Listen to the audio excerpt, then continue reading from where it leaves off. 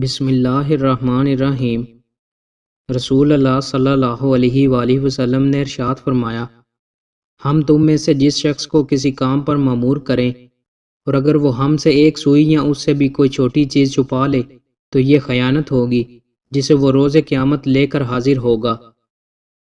رسول اللہ صلی اللہ علیہ وآلہ وسلم نے ارشاد فرمایا، جو شخص کسی مسلمان کا مال حاصل کرنے کے لیے قصداً جھوٹی قسم اٹھائے تو وہ روز قیامت جب اللہ سے ملاقات کرے گا تو وہ اس شخص پر ناراض ہوگا۔ اللہ تعالیٰ نے اس کی تصدیق میں یہ آیت نازل فرمائی، بے شک جو لوگ اللہ کے عہد اور اپنی قسموں کے بدلے میں تھوڑی سی قیمت وصول کرتے ہیں۔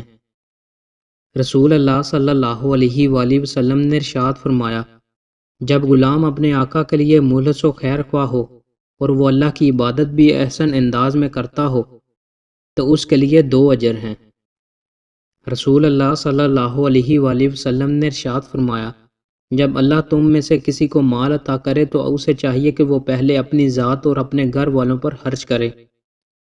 رسول اللہ صلی اللہ علیہ وآلہ وسلم نے ارشاد فرمایا، میں نہیں جانتا کہ میں تم میں کتنی دیر باقی رہوں گا، میرے بعد تم ابو بکر اور عمر دونوں کی اقتداء کرنا۔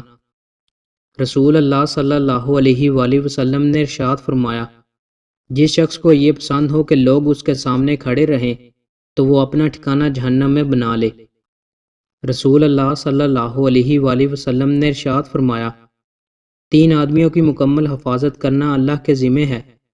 وہ آدمی جو اللہ کی راہ میں جہاد کے لیے روانہ ہو تو وہ اللہ کی حفاظت میں ہے حتیٰ کہ اللہ اسے فوت کر کے جنت میں داخل فرما دے یا اسے حاصل ہونے والے اجر یا مال غنیمت کے ساتھ واپس لٹا دے۔ وہ آدمی جو مسجد کی طرف جائے تو وہ بھی اللہ کی حفاظت میں ہے، اور وہ آدمی جو اپنے گھر میں داخل ہوتے وقت سلام کرتا ہے وہ بھی اللہ کی حفاظت میں ہے۔ دوستوں، مزید اچھی ویڈیوز کے لیے ہمارے چینل کو سبسکرائب لازمی کریں۔ بہت شکریہ۔